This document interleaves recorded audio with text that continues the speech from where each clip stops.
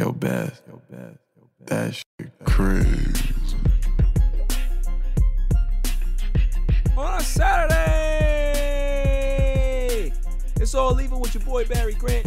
You can catch me on Twitter and Instagram at All Even Podcast. You can listen to the show on SoundCloud as well as YouTube, Anchor, Spotify, Google Podcasts, Apple Podcasts, Breaker, and wherever you find podcasts available. What a beautiful Saturday it is. Lots to get into. We're going to talk about the Deshaun Watson situation. We're going to talk a little bit about Chad Wheeler. And then we have Phone a Friend with one of my good buddies, Talented Dude. And then the greatest segment on the planet, Dummy of the Week. So let's just jump right into it. I want to talk about this Chad Wheeler situation real quick. It's an awful situation. And I'm hoping that she makes a, speedy recovery. Obviously there's going to be lifetime scars from this on her side of it. So we just hope that she has a better life coming out of this situation. But the issue that I have with this entire ordeal is that, you're hearing some rhetoric out there, some talks that, he has mental illness, he's a little unstable up there or whatever. All that's fine. There's a lot of people out there that deal with mental health issues. My issue is that this shouldn't matter. What he did needs to be tried in a court of law. Like, okay, I get that you've had a rough life. He wasn't on his meds and all that, but you got to go to jail, bro.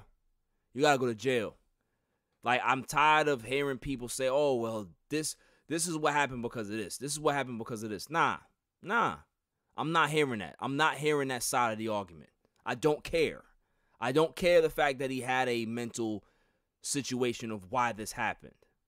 Because at the end of the day, that's always an excuse that somebody can be able to use to harm somebody or to do wrong or whatever. Like, nah, you got to pay the price for that. And I hope that everybody is going to be on that same page, especially when he's brought before a judge.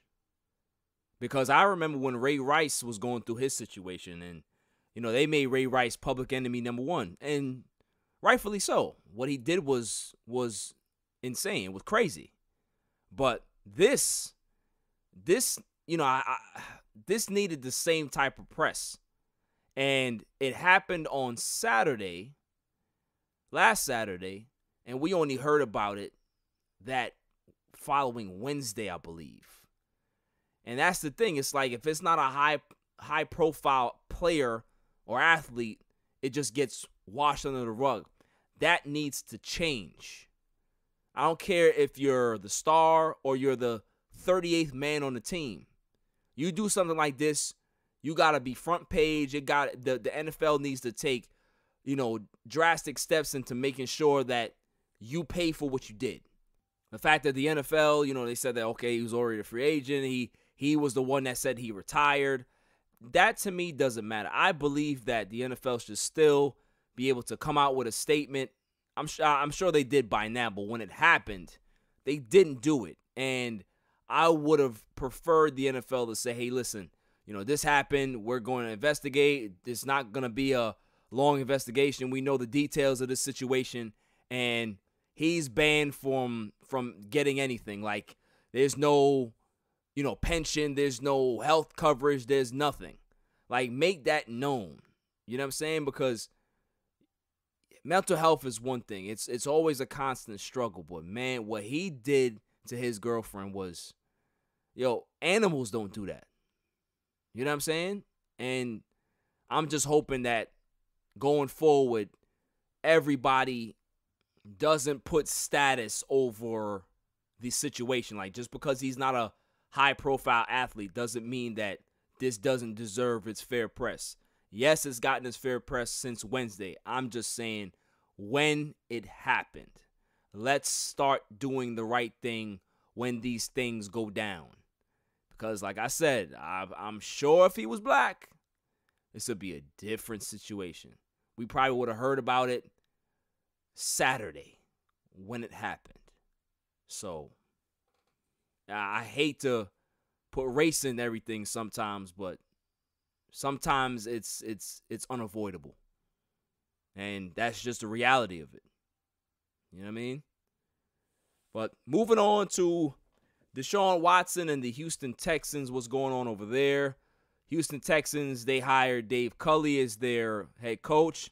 They hired Lovie Smith as their defensive coordinator. I love both hires. I think that they got two good guys there. You know, a lot of people don't know about David Culley, and whatever, that's fine. But I just believe that having two African Americans, having two black guys there that can get a chance to show what they got is important. Lovie Smith has been out of the NFL for a few years. He was at the University of Illinois. David Culley is a reputable guy. So, you know, it's a good start. It's a good start for the Texans to be able to go in this direction and see what happens. The fact that Deshaun Watson doesn't want to give this a chance, it really shocks me. It really does, man. Like, I thought that he would really see what's going on here and say, you know what, man, there's two black guys over here. Let me try to give this a chance and see if we can be able to turn this franchise around. Because maybe Nick Caserio is a good guy. I get the fact that they probably told him that they would keep him involved with that and all that, but you know, at some point, you gotta just play ball. You gotta just play ball. Let the organization handle their front office. Obviously, you know, we're gonna say this ad nauseum. Bill O'Brien was a mistake. Giving him full autonomy was a mistake. They've corrected that, and sure, they could have fired him a while back, but sometimes teams have to go through their own struggles and learn the hard way. They've learned the hard way, and now they're trying to correct it. And for Deshaun Watson not to try to give them a chance to do so, to me, I don't really like that. Now, on the flip side of that, my boy Brandon said that, hey, listen, maybe there's some rumblings in that front office on that, you know, in that organization that we don't know about. Maybe that was something that was done that was so egregious to Deshaun Watson, other than them not involving him into the GM talks or whatever it was. Maybe there's something deeper than that. And if it's something nefarious or some racial situation, you know, kind of like a Don Sterling thing that happened with the Clippers, if that's the case, then I can see that people want to get out of there. You know what I mean? There's reports that J.J. Watt looks like he's done with the Texans. He's going to, you know, pack up and go elsewhere. So, you know, there's a lot going on. But for me personally, man, I like to see franchise quarterbacks stick it out with their franchise and see if they can be able to turn that franchise around. We're seeing what happened with Matthew Stafford. Matthew Stafford has been there for a while. You know, Detroit has been a bad organization for a long time. He stuck it out over there. And now he's at the point where he's like, okay, I stuck it out over a long period of time. It's not working. I think both of us need to part ways. And that, for me, is okay. I don't see that as a problem because he gave it enough time to see if they can be able to turn the page, turn the corner, and they haven't done that. So he does have the right now to kind of move away from that.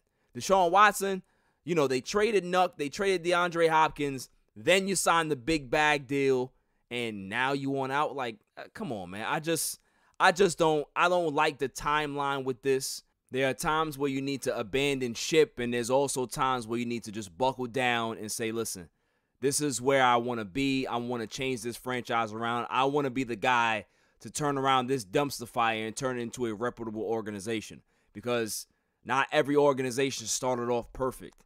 Patriots went through their problems. Green Bay went through their issues a bit, and the list goes on. So this is the Texans' time to kind of reevaluate themselves and get right, do the right things, hire the right people, get the right players in here, and turn this thing around. And you want to jump ship? All right, well, I guess when you go to your next destination, if things don't work out well there, you're going to leave again. Like, it's just, come on. But I will say this. Be careful what you wish for, Deshaun. Be careful what you wish for. Sometimes the grass isn't greener on the other side. Coming up after the break, Phone a Friend with hip-hop artist MICPICASSO on a Saturday. It's all even. I've had so many people tell me that Anchor is great. Anchor is this, Anchor is that. But I have to tell you, man, those people were right. If you haven't heard about Anchor, it's the easiest way to make a podcast. Let me explain. It's free. There's creation tools that allow you to record and edit your podcast right from your phone or your computer. Anchor will distribute your podcast for you so it can be heard on Spotify, Apple Podcasts, and many more. You can make money from your own podcast with no minimum listenership. It's everything you need to make a podcast in one place. Download the free Anchor app or go to anchor.fm to get started. Why wait? Get at it now. Welcome back, y'all. So let's just jump right into it. Phone a friend. Call him up, call him up, call him up, call him up, call him up, call him up, call him up, call him up, call him up. Competing for a reason, trying to stay undefeated, yeah.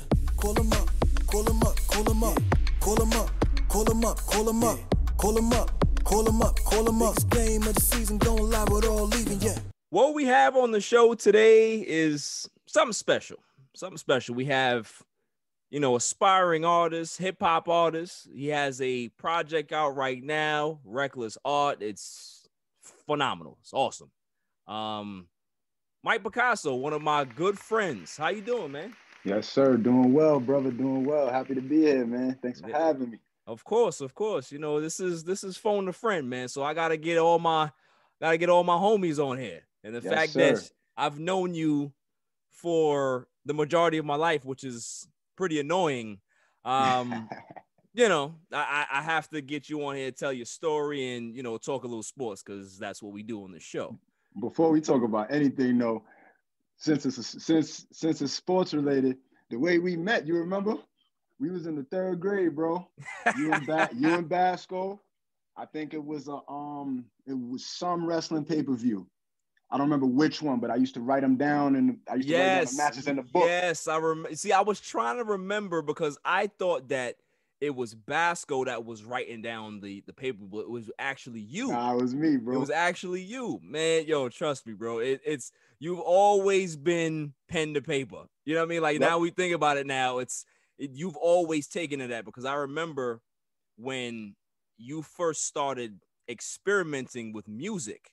Remember how you started? You were doing parody songs rather than creating your own, just music yourself. Like, you were remember that Busta Rhymes song came out? It was dangerous. You made what did you make? Yeah. I think you made like Delirious or something like Delirious. Yeah. You made a whole song with your own lyrics, and that's where it started. So I knew that at that point you always had the ability to create this. The wordsmith stuff that you had. It's always been a thing with you, man. But I definitely want to kind of go into that a little bit more. Like, was that like, that's my opinion of what sparked it. But was there something else that sparked your ambition or drive to do music? Nah, real talk. I gotta get out to my brothers, man. Like, shout out to Junior and Steve. When I was like, growing up, you got big brothers. They playing, they getting all the CDs, they bringing them home. I'm the little brother, so, they're rocking now. Little brothers want to hang out with the big brother, so I'm hearing all the Mob Deeps, the Bigs, the Far Sides. Their selection was so eclectic, from hip hop and R&B. So basically, they was freestyling. So. And they had the boom box with the 2 tape recorders, where you put the one tape in to record, and then the other one, the other one playing, or whatever it is. And then you had the mic in, so they're doing their thing. I'm the little brother looking. So they're like, "Yo, Mikey, come on, come spit something." So my brother Junior, he had wrote me a rap. It was something about like something with like the wordplay was like bag shack, something like that. So yeah. From that moment on, just going through that experience, I just love, I already love music, but like to the artistry, the MCing, that part of it, I started to take to from that point. And slowly, it grew slowly until, about 8th grade or so, when I started like writing it down in books. And like you said, the parody songs, I was just having fun, And then yeah, like we just grew from there. Definitely. So, you know, we also went to high school together, and that's where, you know, that's obviously where we kind of like experiment with what we want to do going forward. And, Facts. you started playing basketball. We were playing basketball in high school, and then you kind of, went towards the music towards the end of your senior. I remember, like, that's when it got serious for you. Like, kind of dive into that a little bit as well. Well, I think it's just it's all a creative thing, right? Like it's all a creative space. Like when we was playing ball, like you were saying, it's the same process. We would watch the N1 mixtapes, like just studying up. We watch ball and all that, NBA, all that stuff, but it's the same process, just studying up. We was repetition, experimentation. I was playing ball for St. John's Prep. I made the freshman team, made this JV team, and I don't know, like I didn't put in as much work as I should have. Like looking back, but at the time I was I don't know what the right word is, but I wasn't mad at it, but I went away from it. I went away from ball. Like junior year is when it kind of started kicking in, and then like the thoughts of it, and then I'm like, let me dive into this music, like, cause I just at the time that's what I was into. Right. So basically from there, I just started diving in, linking up with the people, like Basco. Shout out Basco, Misto. Shout out you, shout out Six DGOP. You know what I'm saying? Like, listen, we're not gonna talk about my music. we're not gonna do that. We're not gonna do that. Hey, listen, y'all. My man Barry Grant Jr. You see the first three letters of Barry, man. He had that, man. Yo, he was the man with that. If you ever release any of my music, I'm gonna sue you for defamation. All right. I got him in the stash, bro. I am gonna sue you for defamation. I'm telling you right now. But yeah, man, like that's when I remember, you and Boog really took off senior year and really got serious with it. And then after that, like you really took to really getting serious about it. Now, you have this Reckless Art, project out right now, which is, like I said, man, it's a really, really good record. Like I love every record. I love every track that's on there. Like it was one of those projects that you can just be able to just start and just leave it alone. That's when you know that you have a good record, is when you don't skip around, right, or you're not skipping around to your favorite song. You can just say, all right, cool, put it on and do whatever you're doing. You know what I mean? So, talk, bro. Definitely, man. Like talk about like the process of that. Like, how did you meet up with Sean Reckless? How did you end up, creating those tracks? Like what inspired you to put those records out? Well, shout out Sean Reckless first and foremost, man. Like I don't know if it was fate, universal, whatever, but I was doing like it was like a Freestyle Friday kind of thing. Yeah. With G Money. Shout out G Money. Shout out G Money, yes sir. Word. And I was I was doing that a couple weeks. So one of the weeks, I think Sean had put out Rec Tapes 2. It's like an instrumental CD. Okay. So this is on. I know dates and everything. I remember it was June. It was June 26th. He had dropped it. That was a Thursday, and the Friday the 27th. That's when I picked one of the beats on there, and actually the joint I did on there was I recorded it back in the day as Slav, and you was in the booth with me. That's was I? Okay. Mm-hmm. Mm-hmm. The how it go? I don't even want to remember it right now, but yeah. So I did that. Oh, like birds, I drop like it's nothing. The haters and non-believers stop. Oh, okay. That one. That's my joint right there. Yeah, I switched it up though for that one. So I did that. So he had heard it, and then he reached out. No, he didn't reach out. I'm sorry. One of his mans, Jamal Scholes. Shout out Jamal Scholes. He reached out, and he was like, "Yo." He was like, "Yo, I didn't know you know Sean." I'm like, nah, I only know him through Aida. I know of him. Aida. Shout out Aida. Shout out Aida. That's right.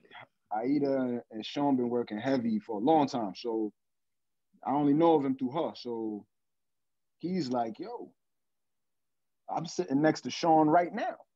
I'm like, word? I'm like, in my mind, I'm thinking like, wow, like what are the odds, right? Like, you know, I'll be on my universe stuff. So I'm like, wow, like, you know, I'm seeing the sign. So I'm like, all right.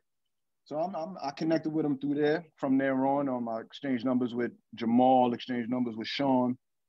The next day, I'm talking with Sean, and you know, one thing lead to another. I get it. He sent me a batch of like 4 beats. I bang those out.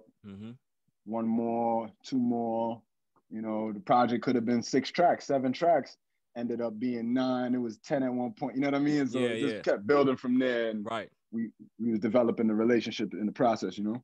That's what's up, man. Yeah, listen, like I said, man, it's one of the best projects I've heard. And, you know, like I said, I know all your music. So yeah, I've heard I see the maturation process. Like I've been there with all of the, like, you know, 93, you know, like all, you know, Tell Them I'm Gone, all of those records. And you guys can find that on YouTube. You guys can find that, you know, where I think that's on iTunes. Everywhere you play music. Anywhere you play music, you can find all those records. So you be able to just tap in with that. But yeah, like I said, man, it was really refreshing to hear. Like I heard the growth, and I was so proud that you put in that work, and you know, and the one thing too is that you're very critical of yourself. Oh yeah. Even you were proud of this record, and that's when I knew that it was what it was. You know what I mean? Because there's a lot of times in your past, I don't really like that. I don't really like that. But this, like, I really see the proud part of it. Like, you really, really love this project. That's a fact, bro. And, you know, I like I said, I can see it, and that's why it's that much more important to you, I believe. And it's funny because you be in my head a lot, like even from the past, like on top of me being hard on myself, I have you in my head too. Because remember, me and you, we side by side with this shit for a long stretch. So it's like, I can hear a lot of what you would say, even if I ain't talking to you about it, you know, because I know how you is. So I'm like, so I had you in my head. So it's like when I was going through it, I'm like, B gonna rock with this. B gonna, you know what I'm saying? I'm like, yo, listen, you know the type of music I like, man. So once I hear it, I'm like, oh yeah, okay, this is me. This is me. This is why I call a tunnel banger. I got that in the stash too. Chill. Don't do that. Word, bro. So what do you like? You know, what do you have in the pipeline? Like, is there something are you gonna let this project breathe a little bit, or are you getting right back into doing something else? Because you know, a lot of artists, you know, they want to get right back into putting something out, or they, you know, some other guys, they like to let things breathe. So like, what is your mindset? Like, what are you planning to do? Well, right now, I'm focusing on getting these videos out for them. You know what I mean? Like, I got Great Poupon out on YouTube. I got Mary Jane just dropped on YouTube. Shout out J Rock. Shout out J Rock. You know, I just want to get those out. I'm working on some things. I got the remix to Adonis is dropping on the 1st of February, a couple days from now. Yes, sir. So y'all could tap in on that. All DSPs, all distribution sites. I'm working on some things. I got some things in the stash too. I'm trying to put some things together, like, you know, in regards to this next project. I got a couple projects. You know me, BJ. You know me. You know me, Barry. Yeah. I got a couple of things. I'm trying to see, you know, what to do, what to put forth. Right. You know, I got shout out my man Buzz. You know, we in talks or something. You know, like, there's a lot of things. So it's like I got a lot in my mind. So I'm trying to like center it all and what's important put to the front. You know what I mean? Yeah, definitely. Okay, that's what's up, man. Like I said, I'm good either way. Like, if you want to let it breathe, or you want to drop a whole bunch of stuff, just keep doing what you're doing, because what I'm seeing is that I see a new vigor. I see a new motivation, a new drive, and I know you. When you have that, when there's a spark there, Oh, I'm going. Great things will follow. You know what I mean? And that's why I'm excited for it. So whatever comes next is gonna be great, because you know you are multifaceted. Not only can you make music, but you know you're starting to kind of venture out into doing video work. You're also doing, you know, I remember you used to make beats back in the day. So like you've always been one of those guys to just like whatever you touch, you can be able to just do. And I hated you for it. Yeah, because I remember when we're taking the SATs and I'm over here sweating and racking my brain. I look to my left, you're asleep because you're bored. You're bored while I'm over here in a pressure situation. I see that it's just certain things to certain people. What's funny to me about that, bro, is that I was talking about that yesterday, man. Like literally to my oldest son. Yeah. Because he just took his PSAT. Isn't that crazy? It's crazy. It's crazy. I was just talking to him about that. I'm like, yo, don't let all these people like, you know, fill your head and scare you. Like, oh, it's such a big. It's just another test. It's just right. You know what I mean? Like words on a paper, man. Just prepare like how you always prepare. That's all. Exactly. You know what I mean? Exactly. Because that'll throw your mind off. Like all that. Oh, it's the biggest test of your high school career, and this is determine everything with college. That's just another test, man. And I got an 11. I got an 11 something on that test. Yeah, I ain't do nothing, bro. Did nothing, and I got what did I get? An 850, and I'm over here racking my brain. I was like, nah, man, I can't. I was so distraught by my exam that I didn't even want to take it again. They're like, you can take it again for what? What am I gonna do that for? I ain't gonna do that to myself. Word. Nah, I ain't gonna do that. 850 one time, I'm good. I'm out. So let's go into a little sports. Like you're a big Giants fan, which is which is very depressing. But we'll talk a little bit about Giants. Like, where do you think they should go? Like, do you think that they should go get a new quarterback, or do you think that Daniel Jones is fine and running it back with a healthy Saquon next year with Joe Judge, because Joe Judge has proved that he can be able to be a good coach? You know, everybody had their doubts about him, and he really showed up this year. You know, he impressed me. And if you can impress me being a Giants coach, that means that you're a very impressive guy. So, you know, what are your thoughts? Do you think that it's time for them to maybe cut ties with Daniel Jones, or maybe they got to give him another chance with more weapons around him to see how he actually can function with a good team and some good weapons around him? Nah, I believe we got to move on from Danny Dimes, right? Hot take. I think we got to move on. We you know, what's it been? What, 3 years? Yeah. Well, is it 3 years? Or was it 2? Yeah, 2 years. The next year will be his 3rd year. Right. I don't know, man. Like I have you in my head as well about this in regards to that 1st to 2nd year jump. Yeah. I didn't see it, man, with Daniel Jones. So it's like, you know, I see the DESHAUN Watson in the talks, but you know, we ain't in the play for that. You know, that'd be nice, but to start fresh, I don't know what the college quarterback situation is. Yeah. But the way, like you say, how Joe Judge is looking like he's getting his foot in the coaching thing over there. Yeah. They need to really like start from scratch in that regard. Always, and the offensive line has always been a thing for me. It has been getting better. Yeah. You know, but that quarterback, that's the most important position. Yeah. Listen, man, you're 100% right. I mean, like I've always been highly critical of Daniel Jones. He can be a good quarterback because he has an arm, right? But the problem with him is that he can't hang on to the football. So it doesn't matter how hard you.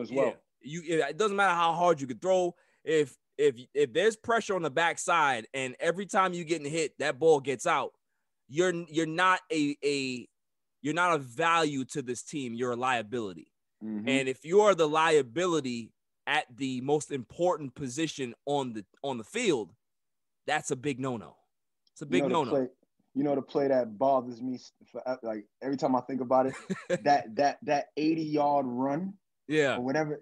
And then he's right before the line, and he topples forward like the top half of his body is too heavy. Like, I'm like, yo, really?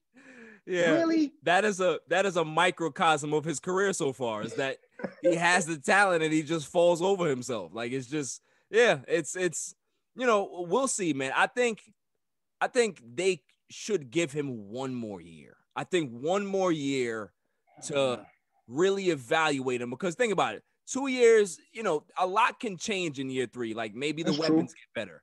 Maybe, maybe the scheme with Joe Judge and the staff gets he understands it a little more in year 2 of it. Mm-hmm. So this year, I believe, is the make or break year for him. If he doesn't produce next season, then yeah, you definitely got to cut bait, because you don't want to commit a 4th-year option or a 5th-year option on a guy that you're still iffy about. Because at the end of the day, you look at what's going on with the Rams right now. The Rams are saying to Jared Goff, hey, listen, we gave you all this money. However, we're going to have a quarterback competition in the offseason. And better yet, maybe if we get a call from a team that wants to trade, maybe we'll listen. And this is a guy that they committed big dollars to. So the Giants don't want to find themselves in that situation where they have to commit big dollars to a guy that they're unsure of and then have to move him anyway. Like, it's better to just, see what you got, because, and then make your decision before contract time comes up. And that's the thing. Like, you see these teams nowadays, big example is Tampa Bay. Right. And a few other teams where they're going for it, man. Yeah. Like, you know what I mean? And the teams that, like, I feel like you say, a lot of these teams are playing not to lose instead of playing to win. Right. So it's like these teams, these organizations that are playing to win, that are, taking these chances, you see the fruit of their labor. Right. Tampa Bay's in the Super Bowl. You didn't see Tampa Bay nowhere near there last year. Right. So it's like, stop playing it safe. Like, put the pressure on Daniel Jones. You know what I mean? Like, yeah. Put a quarterback underneath him. Like, I don't understand that with Green Bay, though. I don't understand what that was. Don't talk about my man Aaron Rodgers. Don't do it. You're not gonna come at Aaron on this show. Don't do it. Listen, man. You know me, like, I don't really blame Aaron. I joke when I say I blame Aaron Rodgers, but damn, man. We're gonna get into it. We're gonna get into it, man. Definitely. We definitely gonna get into it. I guess before we'll talk Super Bowl, let's talk about your thoughts about the NFC championship game, because you watched it, you saw what unfolded. What were your thoughts about the Tampa Bay Bucks, how they played, how Brady played, and how Rodgers played, and how the Packers played things? Like, you watch football, but you're not a huge football fan. Right. You're more, your basketball is your thing. You know what I'm saying? So what did you see from your point of view? What went wrong? Man, that coach for Green Bay, that move, he should have went for it on 4th, man. Like, just straight bottom line, because there's ups and downs in games, and there's runs and whatever, what have you. But in games like this with experienced players, you're gonna come to that point. And Tom Brady always seems to be in these situations where it's a field goal or a touchdown away. Sometimes even 2 touchdowns, and he still covered that. Like, right. So it's like you're gonna come into this point. This is where games are won. Yeah. So with the time, I forget how much time was left, like 3 minutes to something. You go for that. It's Aaron effing Rodgers. You know what I'm saying? Like, that was the make or break point for me with that game, man. Like, the Tampa Bay defense did their thing. Aaron Rodgers did his thing. Got picked off. That's part of it, though. The grave diggers, they watching them. They on top of them. They know what it is.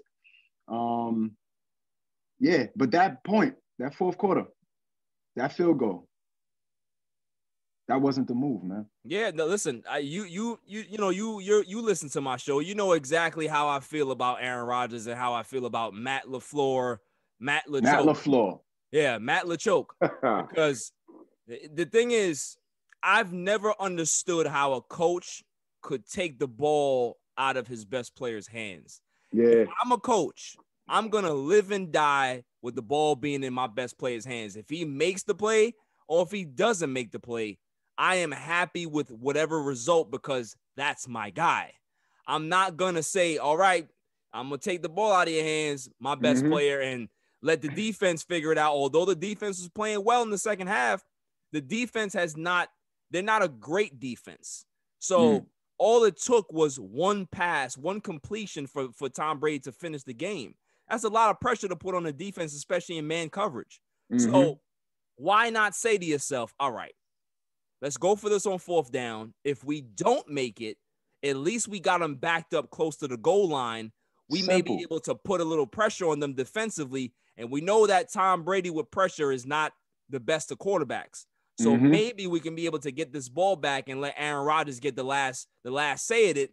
And if you got Aaron Rodgers with the ball with 50 seconds to go, you can bet on Aaron Rodgers being able to get a touchdown.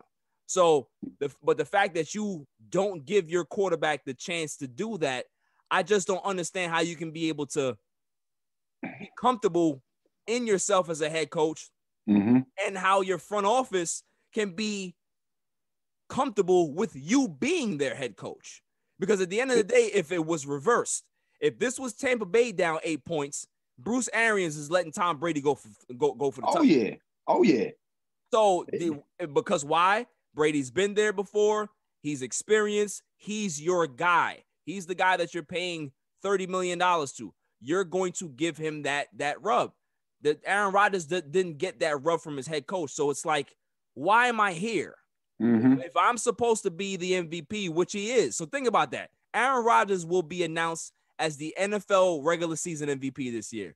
And he wasn't allowed to go for a 4th down play in an NFC championship game. This is not week 17. This is not week 9. This is the NFC title game. Winner goes to the Super Bowl, and you're at home. You make it sound so simple, man. They need to put you on the staff, man. Green Bay. Listen, put me in the front office. I don't even want to be a head coach. Put me in the front office because the first thing that I would do, I would call Matt LaFleur to my office and say, Matt LaFleur, what's up, man? Why are you still here? Why are you still here? You didn't get the memo that I got hired? That means that you're out. You're out. You got to go. Because if you're not going to let my quarterback make the decision on the field, you got to go. You got to go.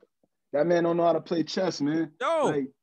Like he would have had him back at the they would have been at the 2 yard line. They would have. I think they would have been in the 8. They would have been in the 8 yard line. But it's like you got them backed up to the goal line. That's a perfect position to have that team. Because guess what? If they go 3 and out and kick the ball, you have a favorable field advantage to be able to march back downfield and get a touchdown. With Aaron Rodgers leading the charge. Leading the charge. But that, Matt LaFleur is a big issue with them. But what's also a big issue with them is that they drafted a quarterback last season in the 1st round. And would you believe me, Mike, that the quarterback did not dress the entire season? Yeah, I heard about that. He wasn't a backup. He wasn't a 3rd string. He did not put on a uniform the entire year. That's crazy. So you could have drafted a wide receiver for Aaron Rodgers that would have caught that pass, that 2-point conversion that the guy dropped in the end zone. That was a perfect pass. I could have caught that. I could have caught that. It was perfect. He drops it. If he would have completed that pass, it would have been 28-25, and who knows what would happen at that point. Exactly. Damn, man. Yo, it's like sometimes with these organizations, man, it's like I think they try to be too smart, man. Like, yeah, the simple thing to do, like, you have Aaron Rodgers. Help him. Give him the most help he can get while you have him. Have him. I just don't get it. Like, a lot of people don't realize what it takes for an older quarterback to be successful. We've seen what Tom Brady is doing in Tampa Bay, but why is it successful? It's not the fact that Tom Brady is still the same Tom Brady that he was 15 years ago or 10 years ago. Nope. It's the fact that they put weapons around him. He has 2 good running backs. He has AB.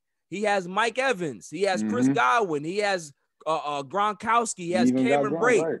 Right? All of these weapons that a 43-year-old quarterback can say, okay, I can give you the ball. He has all of these options. Aaron Rodgers has one option, Devontae Adams. That's it. And his other option was Aaron Jones, the running back, and Aaron Jones got hurt in the game. So think about it. His second best weapon that can catch the ball out the backfield, that is a great runner, good blocker, is now out of the game. So he only has one guy that he can trust to catch a football. The funny thing about that, the year that he won that championship, I remember he had a multitude of weapons. They had weapons. Yeah, I remember that. And then that's the only, every other year after that, he's had nothing. Nothing. He's had nothing. I always remember that. So that to me, that just doesn't make sense. That's the difference between the Tampa Bay Bucks and the Green Bay Packers. One team has weapons because they gave their quarterback all the weapons that he asked for. The other team says, now we're gonna draft the quarterback because maybe we think that you're a little done. So we'll just go this way. So he defied his own organization by winning the MVP this year, by playing so well, because they had plans to possibly remove him in a year, 2 or 3. Who knows? But it's just it's crazy. But let's go ahead and I guess talk about the matchup for the Super Bowl. You got Chiefs and Bucks. You got 2 of the best quarterbacks in the league right now. What are your thoughts about the Super Bowl, and who do you think has the advantage over the other? Well, I'm going Tampa Bay for the win, man. Honestly, because my reasoning is that obviously you got Brady, right? The Tampa Bay defense. Homie on Kansas City, the left tackle, was it the left guard that got hurt? Yeah. That's big. That's big. Yeah. That's big. My man, who coming in there, right? My man JPP coming in there. And that's another reason I'm going for Tampa Bay. We got giants in there. We got JPP holding it down. You know what I'm saying? So he's rushing in there. Yeah. You know what I'm saying? So, but I'm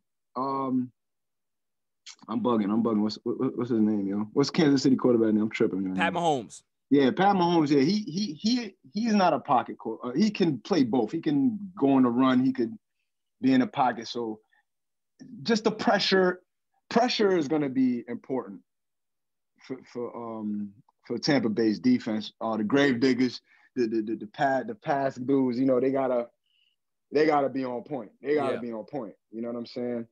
But Mahomes, it's offense versus offense, yeah. But as with any championship game, defense is going to win it, man. Of course. And I believe in Tampa Bay defense over Kansas City. Yeah, I see your point, but I'm definitely going the other way. I got Kansas City winning this game. One, because anybody who does Aaron dirty, I can't root for them.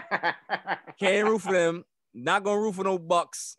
Root for some Giants too, boy. Bucks, no, not rooting for no Giants neither. JPP. So I love Patrick Mahomes. I think he's a fabulous quarterback. I think that they offensively they're dangerous. They can be able to beat you over the top. They have speed. They have the best tight end in all of football and all the world. They can run the ball.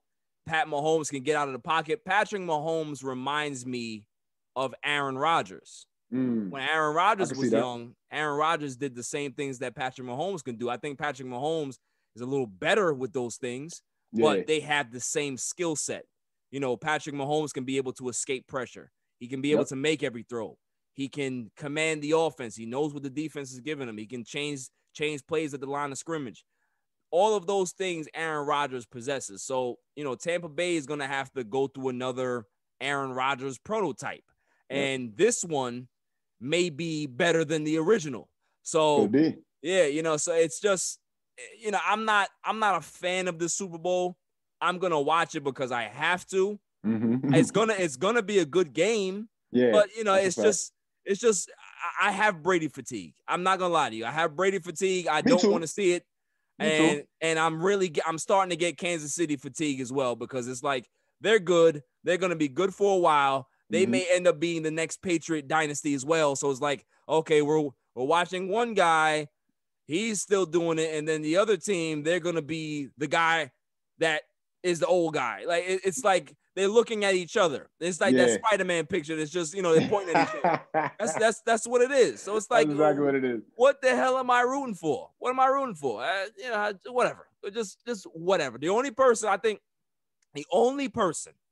that I will be happy for if the Tampa Bay Bucks win the Super Bowl is Antonio Brown. I am a huge Antonio Brown fan. I don't care what happens. If he wins the Super Bowl, I'll be very happy. But the fact, I heard my fault. I heard what's his name coming back too on a D line for Tampa Bay. Dude next to Dominican Sue. The dude that played next to Dominican Sue. Yeah. I'm drawing a blank right now, but yeah, they're getting healthy at the perfect time as well. So that's the thing, that they're getting their dudes back. You know what I'm saying? Especially on that defensive side. So it's like you lose your guy on your left. Like we going in there, man. Like that's what I'm watching for. I'm watching for that defense, really, man. Like I want to see them go in there and get after them. The only thing that I can say is that Patrick Mahomes escapes pressure like nobody I've seen. And, it doesn't matter how good your pass rush is, that kid knows how to get to his receivers. All he needs is a little time. So if they send a blitz, I think you're going to see Todd Bowles, who's a defensive coordinator.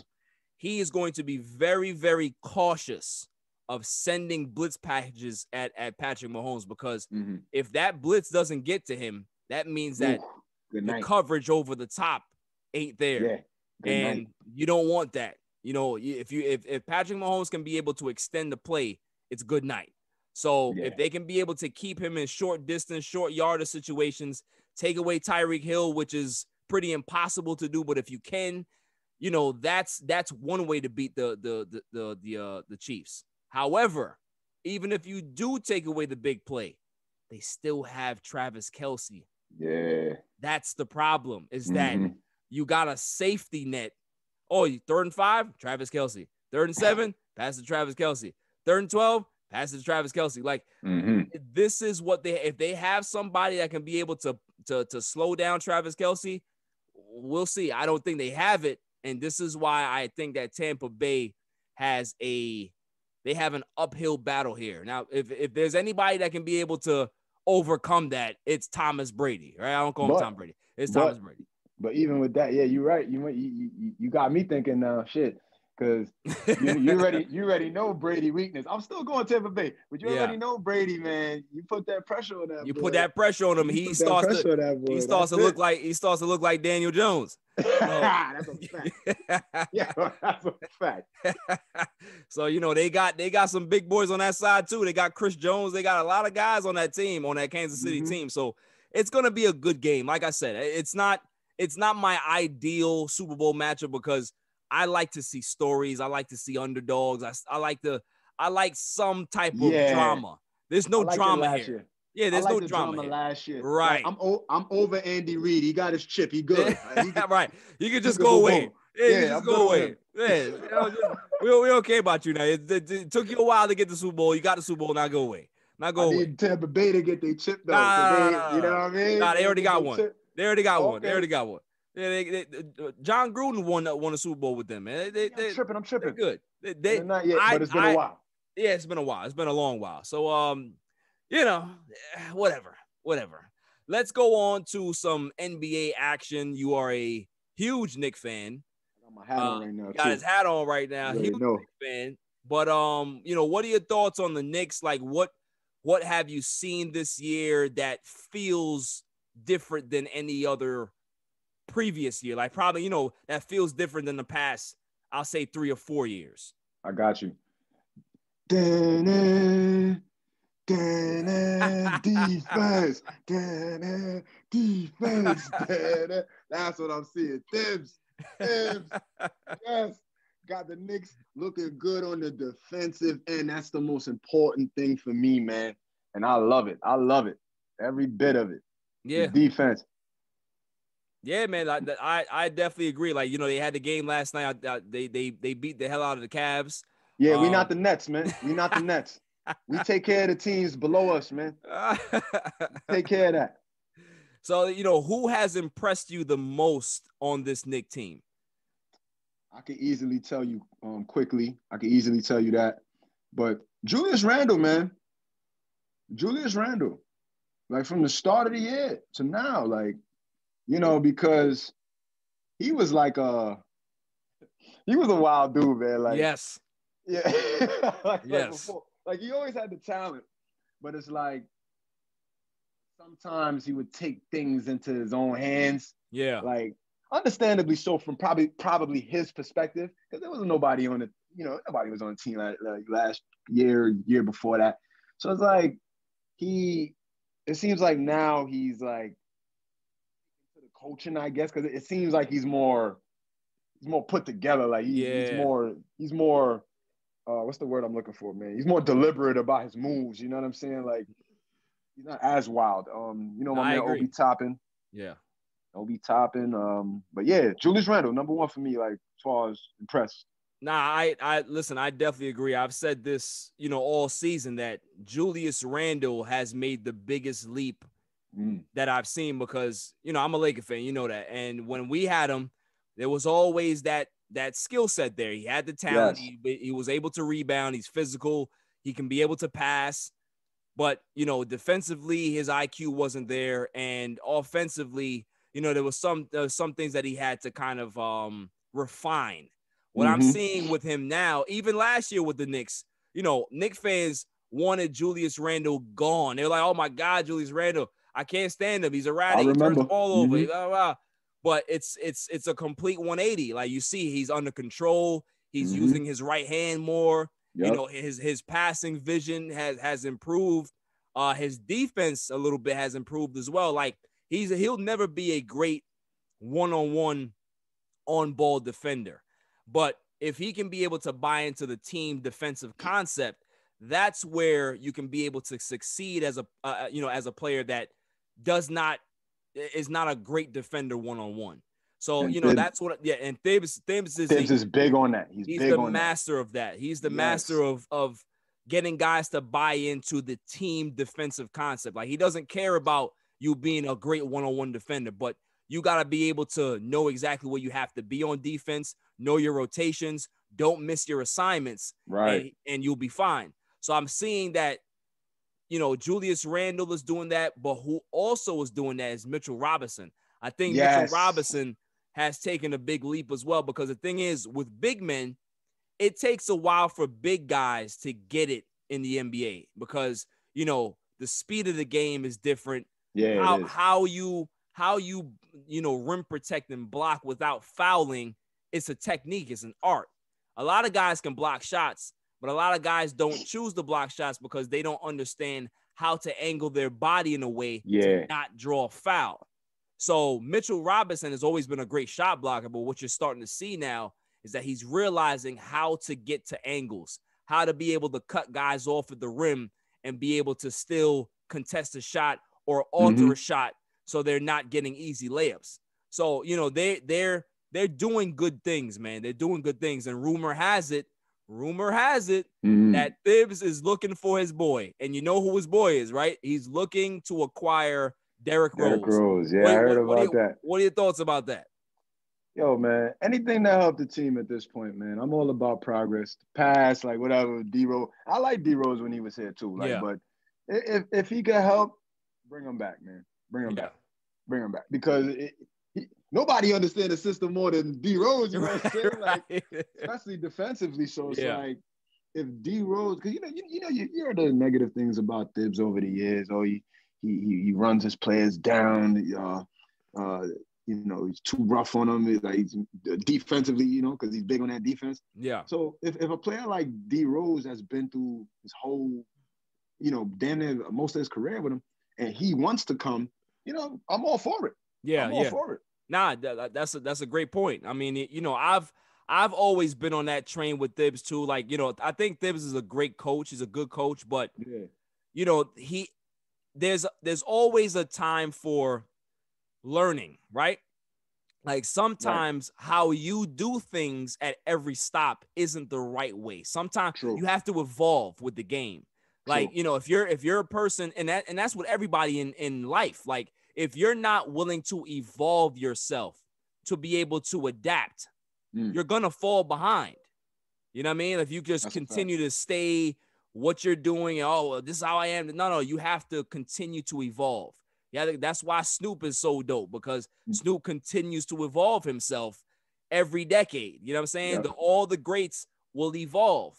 And that's what Thibs, I think, is starting to realize that, okay, my style has been successful. It has worked, but I may need to tweak things a little bit. I get that feeling too. Yeah, I may need to be a little not so hard on my younger players. Like, maybe it's time for me to be able to kind of listen a little more to them, see how they see the game, and then we can be able to put our styles together. And create balance. And the other thing too about the Knicks is that their coaching staff is really impressive. They have a lot of guys there that are very big on player development. And that's when you have a young team, this is what you need. You need guys that can be able to develop the young talent. The Knicks have always been an organization that never cared about player development, because it was always the bigger picture. What players coming here? What big stars coming here? How much money do we have to free up money to get this guy? It was Tim Duncan back in 2000. It was this guy. It was LeBron James in 2010. It was LeBron James again. Like, it's Kevin Durant and Kyrie. It's now time for them to do things a little different. If they can be able to develop their own guys here, they don't need to outsource for other superstars. Create the next big guy here, and then when you do that, guess what will happen? Guys will want to come here. That's the point. Like, don't do it in reverse. Develop the guys, because listen, as much as you're a Knicks fan, I'm sure, you know, you see how the Nets have been working over the past 5 years. I was about to say that. That's what the Nets did. They developed their own guys like a farm system. And when the iron struck, they were able to trade those assets off for James Harden. So, you know, that's the formula. Develop your guys. And if there's a big trade down the line, at least you've created so much value with this young talent that you can be able to now either retain them or trade them and try to make your team better to advance in a certain level. So, you know, that's what the Knicks have to understand. And I think that this new regime, Leon Rose, Worldwide West, I think that they understand that. I think that they really grasp that concept. And, you know, whether they make the playoffs or not, I am very, very proud of what I've seen out of the Knicks so far. Like, I want to see what they look like in the next 20 games or so. But for right now, they're competitive. They're watchable. I always say that. Like, they're watchable. They are watchable. Yeah, it's not one of those things where you can turn, oh my God, they're down 50, they're down 48. All right, I gotta watch something else. Like, they're watchable. They compete. Even if they'll lose a game, they still compete. There's not this sense of, okay, we're down 3. We may as well be down 30 because we're not. No, it used to feel like that too. Yo. Right. Yeah. But yo, hot take, man. Hot take. Knicks making the playoffs, man. Come on. They keep this defense up. They keep the defense up.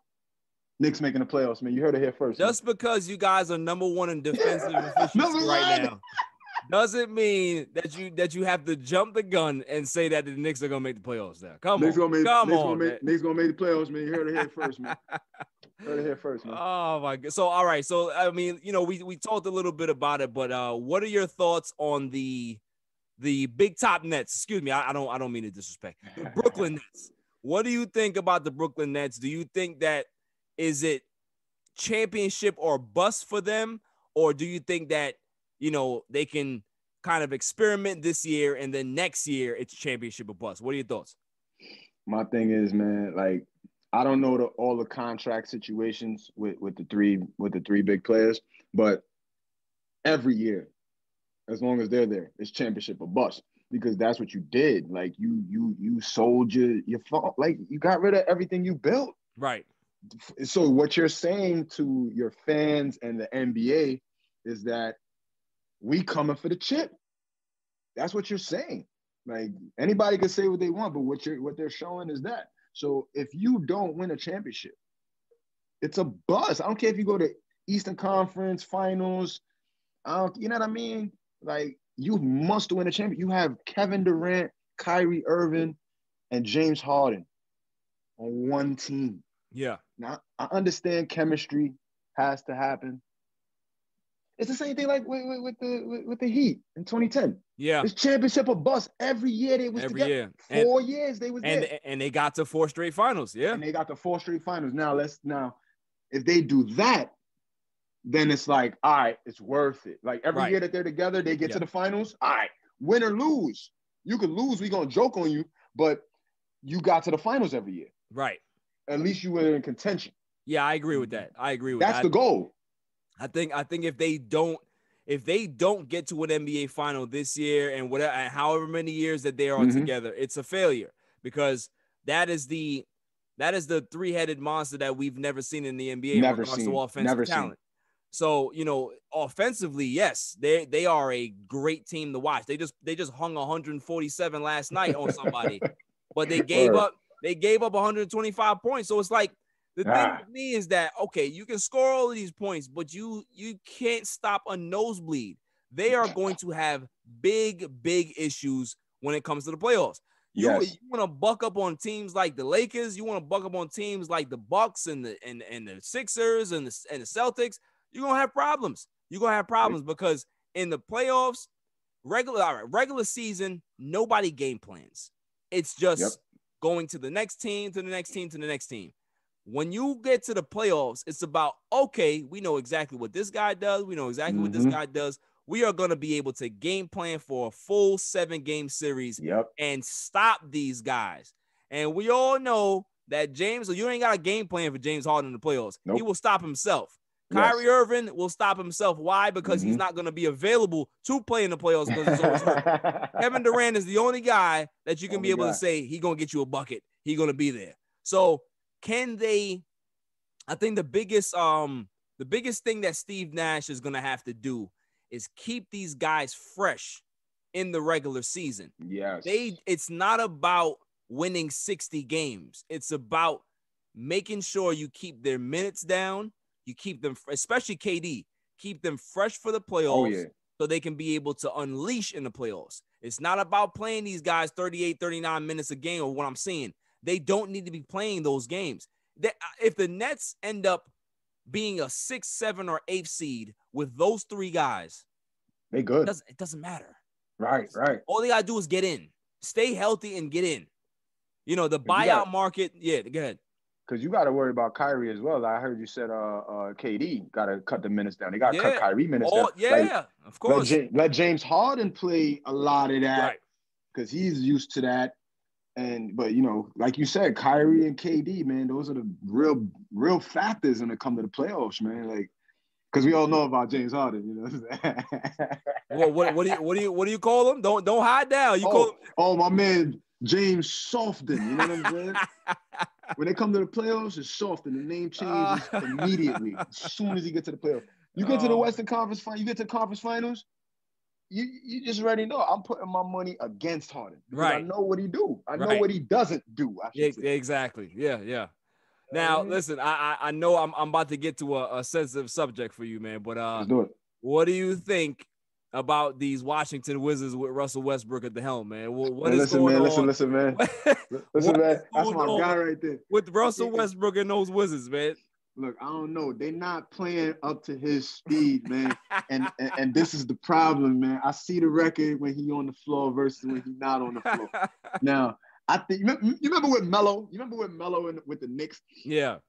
Like how everybody used to stand and watch Melo work. Nobody was moving. I get the same feel over there in Washington, man. Like Russ doing his thing, nobody want to move around. Come on, son. When you're off the floor, everybody want to move around. Yeah, you know why? Because the reason why they do that is because they don't know where he's going. They don't know where he's going. So, like, maybe if we just stand still, we'll just be able to get out of his way because we don't know what he's doing. Like, it's just that man is erratic. Full speed. Full speed. He don't. He does not change. That's my spirit animal, man. That's my spirit animal, man. Russ, what up, man? But do you think that Bradley Beal stays? Do you think that they find a way to? Because the thing is, I think Bradley Beal is a hell of a talent. But I had the All Even Live with Guido on Thursday, and Guido made a great point that I never thought about Bradley. He said, he said that as good as Bradley Beal is, who's to say that Bradley Beal is not the guy that is permeating this losing culture? Since they've been there, they haven't been that successful. So as good as Bradley Beal is, who's to say as a GM that he's not the reason why the Wizards are this bad? Because you look at the statistics, he puts up 40 points a game, they lose. Right. They lose. So as talented as he is, maybe he's not the leader that he should be.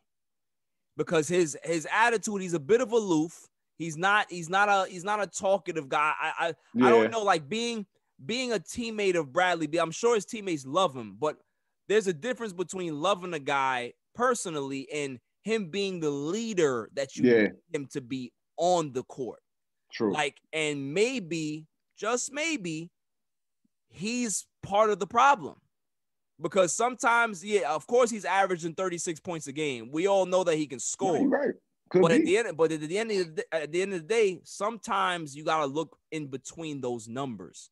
Because it's not always the numbers. Because James Harden has averaged 40 points a game for the last couple seasons. Where has it gotten him? Nowhere. Where is it? How do the teammates look? They don't look like they're producing. It's just the James Harden show. So, those guys are not excelling. I think it's the same thing that's going on with Washington, is that as good as he is, maybe he's not a number one. Maybe he's just a number two. Maybe he's a number three. He might be a number three. Maybe he's a number three. He might be a number three. Yeah. I never thought about that. That shit actually kind of valid, man, because once John Wall left, it was still pretty much the same. He was getting the same output. Yeah, exactly. Out of the Wizards, man. So yeah, he might got a point right there. Yeah, definitely, man, definitely. Because you look at the Wizards right now, they're in free fall. But if you look at the Rockets with John Wall, they're playing well. They playing well. Everybody wrote them off for dead, but they're actually they're not bad. They're not bad. They're not a bad team.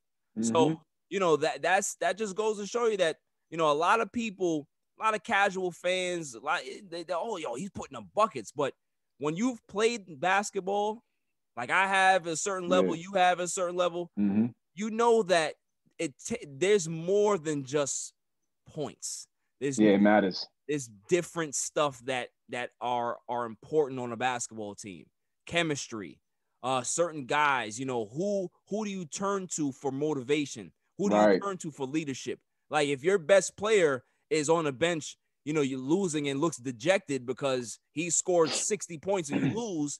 That's not somebody that I want in the trenches with me. I'm not gonna lie to you. Like I don't want a guy that's gonna be moping around because he scored 60 or 50 and we lost. Like we gotta continue to work, man. Like it takes time to kind of get things together, but don't sit here and mope around. Like we got basketball to play, man. You know what I mean? So it's that's the thing. Yeah. My fault to cut you. That's the thing. Like, with sports,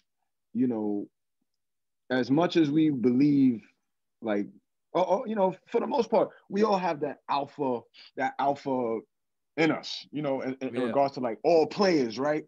But that's the idea. But you need a lighthouse, if you will, somewhere that you can go to for that motivation. Right. Like a lot of the times, like, we can self-motivate ourselves and you know what I mean? But when it comes to a team sport, you need that person or people in your locker room that you can go to, man. Right. Like you can look at and say, yo, I like how he carry himself, right? How he's preparing for games. Like if you got a dude like you saying Bradley Beal and he aloof and he just like, you know, he dropped 40 and he's just chilling, you know, he's not saying nothing, and what, you know, that over time is gonna affect the morale. It's gonna affect exactly. You know what I mean? You're right about that. Yeah. Nah, definitely, man. You know, that's why guys like Jared Dudley are so important to a basketball team, because you know, he's a locker room leader that people can be able to come to and get that advice and be, you know, get that professional advice. And he keeps the team together when, you know, the team goes on a losing streak. He's the one that kind of makes things a little lighter in the room. Like, you know, everybody's putting pressure on himself and Jared Dudley comes in and cracks a joke. Like, you need guys like that, because that's what builds chemistry. You have to have that. Like I always say, as a basketball player, you know, weekend warrior, you know, we play in the leagues. Give me a team that is so connected chemistry wise. Than a talented team that can be able, that everybody on the team can score 20, 30 points. Give me the guys that are, you know, they do the lunch pail stuff. They want to be a part of the team. They know their roles and everybody has fun. I'd rather be a part of that team. It's more fun that way too. Than a talented team. I really feel that way. And that's what we saw with the Lakers last year. The Lakers were a talented team, but they had the best chemistry as well. So when you have that chemistry that they had, it's gonna carry over, and that's why they won the championship. It wasn't the fact they weren't the most talented team last year, but they were the most connected team last year. And Braun brings that too, and wherever he goes. Yeah, right. Braun brought that, and that's gonna be the same thing this year. Like whatever team has that the best connective tissue is going to find themselves in the NBA finals and possibly win a title. You know, so, you know, you see the Lakers, they're one of the top teams up there. Utah's is playing well. The Clippers are playing well. Spider. You know, you got the Philadelphia 76ers who are clicking. There's a lot of teams out there that are looking good that, you know, we're going to see what that connective tissue looks like when they struggle. Because, you know, everybody loves to have fun and a win. But when you lose 3-4 games in a row, that's when you know what you have in your locker room. That's when you know that. It's like my fault to cut you. Yeah. I saw a question. I saw something pop up yesterday, had me thinking. Do you believe Joel Embiid at this point is the best center in the NBA right now? Yes. Okay. You don't think Jokic? Jokic and listen, they have two different skill sets. I think it all depends on your point of view from a basketball standpoint. Like if you're somebody who views the fact that he can pass and rebound and do all that, then Jokic is going to be your guy. If you look for a guy that can be able to just get buckets and he's just a dominant figure, you're going to lean more Joel Embiid. When I think about my centers have always looked like Joel Embiid to me. Right. This is why I feel that he's the most dominant player right now in the league, because what he's doing at that size, you know, fadeaway jump shots. He be moving. Euro stepping, 3-point shots. And the guy's a defender. That he's a scary piece, man. He's a scary weapon. And that's why I think he's the best big man in the game right now. Like, you know, Jokic is right up there. If you want to say 1A, 1B, that's fine. Right. But I still got Embiid at 1A. You know what I mean? That makes sense. That makes sense. Because I like those centers, man. Like, you're right about that. Yeah. It all depends on, like, 'cause like I said, you know, we come from the era of old school centers, Elijah Wan, Pat, Shaq. Like, they need to look dominant. Like, if Shaq was a guy that was passing the ball, we'd be like, yo, get out of here with it. Like, I need you to dunk on somebody's head. Yeah, word. You know what I mean? Put some legs on somebody's shoulders, man. Like, put your whole knee on somebody's back, man. Like, just like, dude, that's what I look at. So it's like, you know, if Embiid was as big as he is, and he was over here averaging 8 assists a game, 22 points, 10 come on, man. I need you to be up there averaging 35, 15, 3 blocks. Like, that's what I need you to do, because that's the type of dominant player that you can be. I'm just different that way. I like guys that can be able to get the triple double like the Luka Doncic. Yeah. Everybody, Luka, he's so good. It's all right, cool. But at the end of the day, I'm tired of the triple double. Westbrook has made me exhausted about the triple double. I don't care about it's a nothing stat to me right now, because the thing is that I'd rather him, Luka, we're talking about here, I'd rather him pick a lane and dominate that lane. I'd rather him be a dominant scorer. If he can be a guy that can average 37, 38 points a game, do that. But there's times where he's just, he's facilitating. There's times where he's passing too much when I need to see him go get a bucket.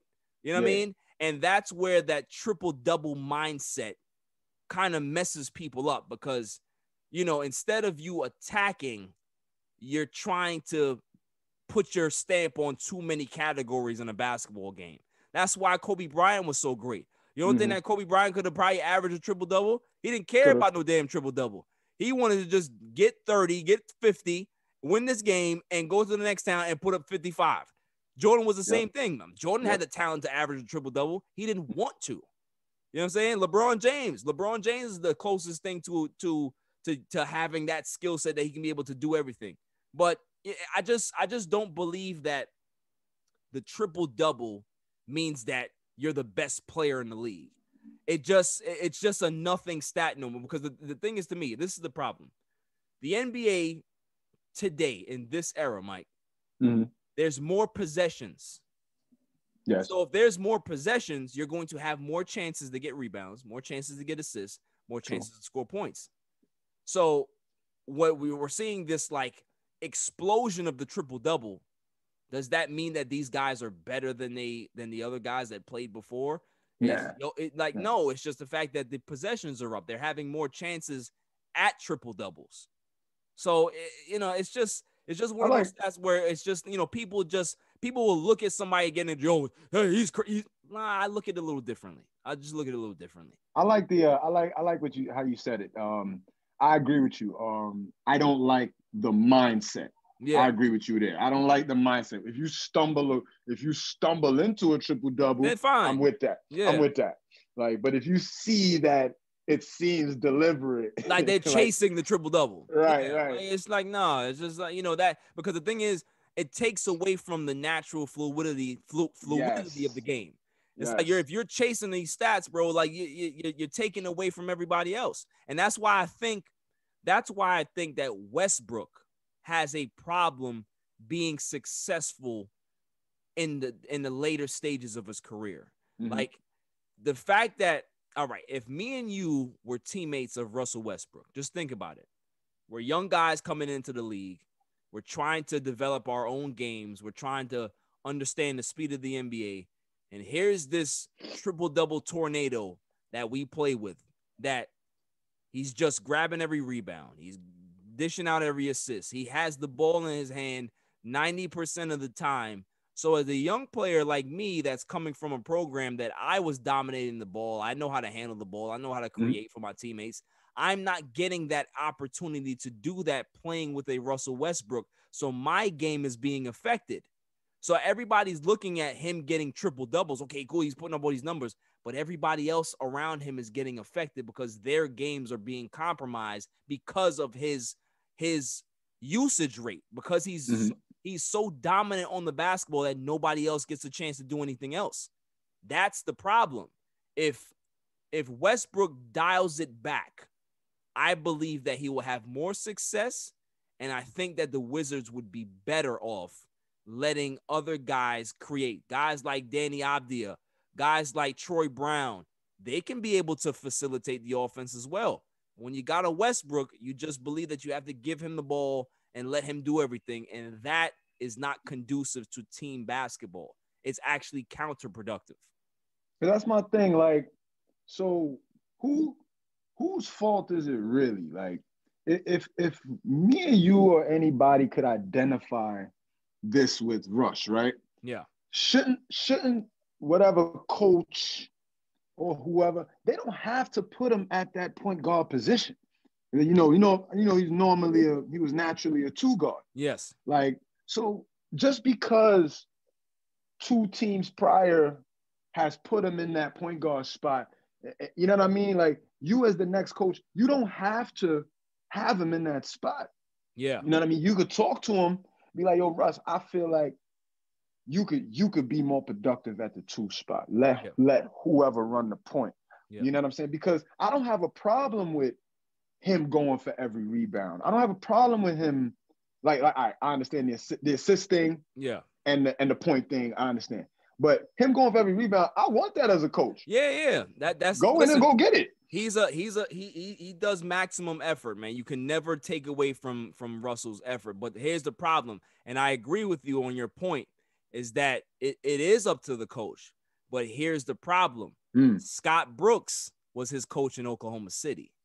Scott Brooks is now his coach in Washington. No, y'all forgot about that. Scott Brooks is fine with Russell Westbrook being Russell Westbrook. That's the issue. Nah, that's Scott a problem. Brooks. Scott Brooks has not evolved, and that I've said that on our show with Guido, and also one of my podcasts. The Wizards will be better off once they get rid of Scott Brooks. They need to. Because you already know how I feel about Scott Brooks. Scott Brooks has not. He's not shown the ability to evolve as a head coach. He's the same guy, runs the same boring offense, and allows Russell Westbrook to run amok. And at this stage of Russell Westbrook, his career at 32, going on 33 years of age, he can't do those things anymore. He has to dial it back. And Scott Brooks is not the guy to do that. No. This is not a good year for Russ then. He needs to get out of there. He needs to get out of there, man. Like, if he wants to progress as a player, even in his, Well, I mean, but that's the problem though. Like, that's the thing too. Yeah. Think about it. Like, at 32, 33, if Russ ends up saying, okay, I don't want to be in Washington anymore, I want to go somewhere else, there's now going to come a situation where GMs and teams are going to look at Russ and say, okay, buddy, well, we like you, but I don't think we like you as our starting point guard anymore. Are you willing to come off the bench? Because his game is very, very comparable to an Allen Iverson. And the reason why I say that is because he needs the ball in his hands all the time to create. Allen Iverson had a hard time realizing that he wasn't the guy anymore. And that's what, same thing with Melo. Melo had to kind of come to grips with that, and he had to be shocked into that realization that he's not the guy anymore. He can still play, but he's not the guy anymore. And I don't think Russ is there yet. I think that Russ still believes that he's a top echelon player. And he is. He's still a top 15 player, top 20 player, but can you win the way he plays? No. That's the thing. You can be able to be a 7, 8, 6 seed possibly, but to be a top team, to be a title contender, how he plays is not the best thing for a team. It's the same thing with Harden. The only reason why this is going to be good for Harden is that he's with 2 other guys that can be able to take the pressure off him. But when Harden was the guy, you saw what happened. Oh, yeah. He can be the second or third wheel on the team. We've seen him do that when he was with OKC. We've seen that he can be able to do that. So this is a perfect situation for Harden because it can be able to mask his deficiencies, and it can kind of give him that cloak of protection that he didn't have in Houston. He has, KD can say, yo, it's on me. Kyrie can be able to say, we all struggle, instead of all the blame going on James Harden, which he couldn't handle in Houston. So, there's a lot of, I like Russ. I don't hate Russ. I just hate the fact that his style of play has not changed. And the older you get is the more you have to evolve. We've seen, LeBron James has evolved. We see a lot of great players evolve. Russ has not evolved. And the game is passing him by. Because think about it. He still takes a bunch of threes. He's never been a great three-point shooter. Yeah, he takes bad shots. He continues to take bad shots. So a guy at 23 taking bad shots and you're still doing the same thing at 33, you're not learning. Right. Which means that your basketball IQ, in my opinion, is not that high. which then goes to the team concept of the basketball IQ. You're bringing down the team's IQ as well. Mm-hmm. So there's a lot of things that come with a Russell Westbrook. His effort as a teammate, I love his hustle. He gives energy 1,000% every game, but there's a detrimental side of that as well. Is that as reckless as he plays, it makes the team look that way too. At this point, he needs guidance, man. He needs to be in a good situation, but like you said, like it's like a lot of things against him, like his contract. Yeah, you know what I mean. It's so much against him to get into a situation, because that he needs to be around. Same way how with Iverson, like, and Larry Brown, how they put that team around him. Like, exactly. Not to say that they'll put a team around Russ. Yeah, but he needs to be a cog in a system at this point. You know what I mean? I agree. Like, say somebody got to mold him. If he would have went to a team like Charlotte, it would have worked on Charlotte because he would be the main cog on that team. When he's like, the other guy or the other guy, it's hard because his game doesn't translate. It can't change. Even though he might be third on the depth chart or third on your scoring, option, he still plays like he's first. Yeah. It doesn't change. Like, when we're on basketball teams, all right, cool. We got big scorers on this team this year. I think my role is going to be to just spot up in the corner, hit threes when I'm open, play great defense. Yep. Russ still says, no, I still got to get mine. I still got to make sure I get my 25 shots up. Like, it's not, he can't dial it back. That's the problem. And it puts coaches in bad situations because you don't want to be the coach to say, hey, Russ, maybe it's time for you to come off the bench. Making $40-something million and I'm coming off whose bench? Nah, I'm not doing that. You know what I'm saying? So it's a tough situation, man. But let's move on from this. I want to do a little rapid fire with you before we close out. In your opinion, this is all your opinion. Who's the best player in the NBA right now? Best player in the NBA. That's a good one. I don't want to say Luka, man.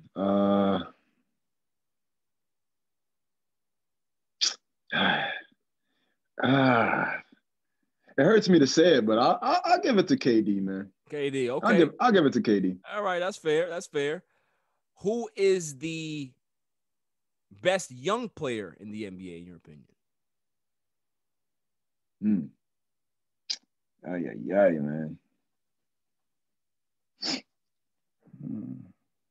It's so much great talent, man. Oh yeah. Well, I'll give that to Luka then. Yeah, okay. I'll give that to Luka. That's fair. Okay. Allen Iverson or Steph Curry? Allen. Nice. Allen Iverson. I don't care about the Curry shit. LeBron James or Magic Johnson? Give me Braun. Braun, okay. Michael Jordan or Kobe Bryant? Give me Mike, man. Give you Mike. Dwayne Wade or James Harden? Dwayne Wade, man.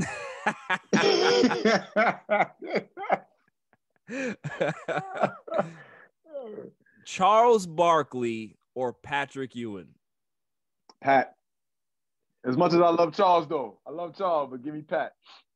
Elijah Wan or Kareem Abdul-Jabbar? Yo, Elijah Wan, man. He was too smooth with it, man. He was too smooth with that dream shake was nuts, man. All right. Let's see. Damn, that was a tough one right there. Yeah, that's a good one. The 1994 Knicks or the 2000 Knicks? I like the 2000 Knicks, man. Like, I like the 2000 Knicks. My man Allen Houston and Sprewell and all that. Sprewell and Charlie Ward, Canby, Canby. Because I always had an issue with, like, I never liked Derek Harper like that. Like that's one of the things. Like, never mind the John Starks thing. I like John Starks, but he just did that 2 for 18 game. But Derek Harper. That's why I went 2000. Yeah, I'm thinking of Derek Harper. Okay. Let me see. I'm gonna throw out some music ones right now. Hold on. Fab or J. Cole? Give me Fab, man. Give me Fab, yo. Drake or Hove? Hove. Okay. Let's see. Let's do a football one. Mm-hmm. Manning or Brady? Which Manning? Either one. Nah. Give me a specific one, man. All right. Because it matters. All right. As a Giants fan, Eli Manning or Tom Brady? Eli! It's proven twice. Eli! Oh, man. All right. And last question, Marvel or DC? I'm a Marvel guy. Oh, God. That was a biased answer, too. All right, I'm done with you. Yo, you forgot the one question, man. Which one? Greatest athlete of all time, man. Oh, yes. I'm sorry. I told you I have my answer. Let me. What is your answer? Who is the greatest athlete in your opinion of all time? Jackson, man. Bo Jackson? I'm saying Bo Jackson, man. Okay. And why you say Bo Jackson? The two sports, man. The domination in the two sports for me, man. And he was just a house, man. And he moved like a feather. Yeah. You know what I'm saying? He was a house. You couldn't stop that man. Like, right. You know, Jordan tried to do it. You know, the Barons, nah. My man Bo did it, man. Like, LeBron ain't do it. You know what I'm saying? Even though he could have played football, but he played football in high school, but he's not looked at as a two-sport athlete. Bo was the guy that did it. Deion did it. Yeah, so Deion too. Shit, yeah.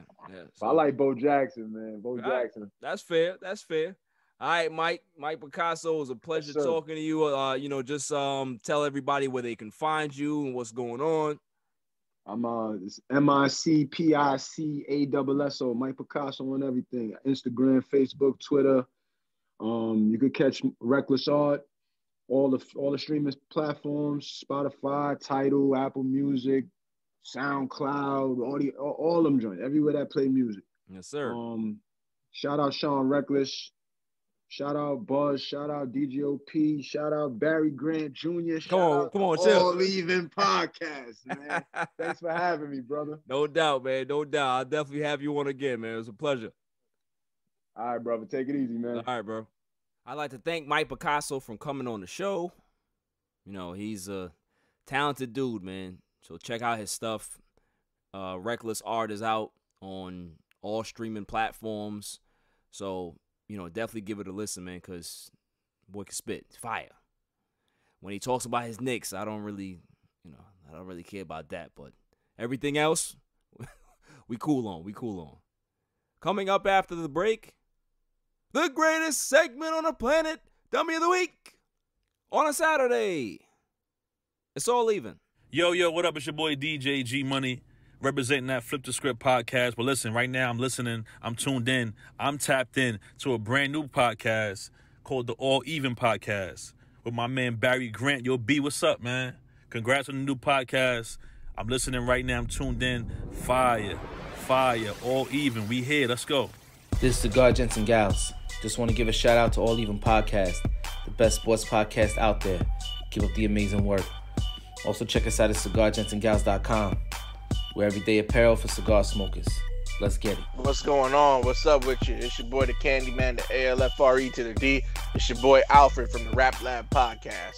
And it's the one and only True G. Just call me the QG from the Rap Lab Podcast. And you tuned in to All Even with Barry Grant. Boy, that shit crazy. Welcome back, y'all. So without further ado, the greatest segment on the planet, Dummy of the Week. We pick candidates on Tuesday and Saturday, and then we pick the winner on that Saturday show. So we're just going to go straight to the winner because this guy, May I have the drum roll, please? And the winner is Nick Sirianni, new head coach for the Philadelphia Eagles. Nick Sirianni is my because did y'all Did y'all see his press conference? His introductory press conference? Normally, that's a press conference that's supposed to get people riled up and, like, you know, really hyped and say, oh, you know, this guy really speaks well and maybe he got something here. But check this out. Next thing that's very important to me is that we build a smart football team, that we have a smart football team here. And I know we have the people in place to do that. The first part of that, the first part of being smart is knowing what to do. We're gonna have systems in place that are easier to learn. All right, complicated to the defense or offense that they're going against or the special teams group they're going against, but easy for us to learn. Because when we can put that, when we can learn our system and we can get good at our system, then our talent can take over. So what we're going to do is we're going to make things easier on people. So, you know, instead of making people walk to the facility, we'll make them run. And how we do that is that we tell them to put one foot in front of the other real fast in a rhythmic motion and start to move their arms and really get going. Gotta simplify things. We gotta make it like, what? He was reading off a paper about something that he could have just off the top of his head said. Now, if this is a head coach that can't even deliver something very easy, like emotion, in a press conference, how the hell is he going to deliver this message to his players? Eagles fans, man, I feel for y'all, man. I feel really, really bad because this guy may be Adam Gase 2.0. I don't want to jinx it early, but man, does he have Adam Gase written all over him. And at least Adam Gase could be able to go get through a introductory press conference. Yeah, he looked like he sniffed cocaine before he did it, but this dude is just it. And we're going to make things simple. And the way to do that is what?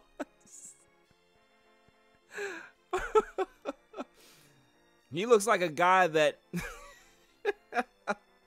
needs instructions to put on his socks and see what shoe goes on what foot. Well, the shirt is backwards. Man, where's that paper? What arm goes in what side? We gotta make it simple. God, why do they make things so hard? You have to write everything down. Ooh, this one got me. Like, normally, like I said, I am hyped about press conference because they're always good. Like, coaches always put their best foot forward at a press conference. So, you know, everybody's always excited, or, you know, maybe they say, I don't really know about the guy, but this one, off back, I know this ain't gonna work. Off the top, I know this ain't gonna work. Yo, if he has to stand in front of the team before a Sunday game and get them hype, woof. He better have prepared speeches every week, because if not, he's gonna be like, hey, and we're gonna go out there and we're gonna beat the Giants, and then we're gonna beat the football team, and then yeah. Oh. So Nick Sirianni, you may have trouble putting one foot in front of the other, but you're a winner for Dummy of the Week. That's all for this show. That's all for this week. I'll see you guys next week. But I also want to, you know, close the show out and honor, you know, our fallen heroes.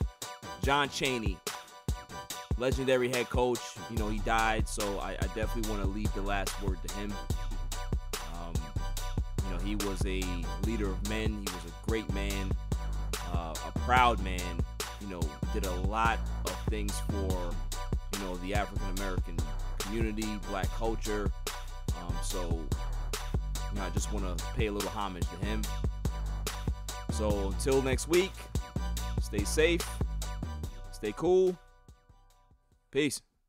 I've often thought about possibly doing something at the early age, especially for youngsters who are in dysfunctional situations. Well, I traveled through Cleveland and found that the superintendent of schools came up with a plan in which they developed 14 or 15 what they call academies for poor kids. And that made a poor kid say, hey, I'm going to such and such academy just like a rich kid. And they also have them going to school 6 days a week. And also on Saturdays, they had to undergo parenting skills, the parents.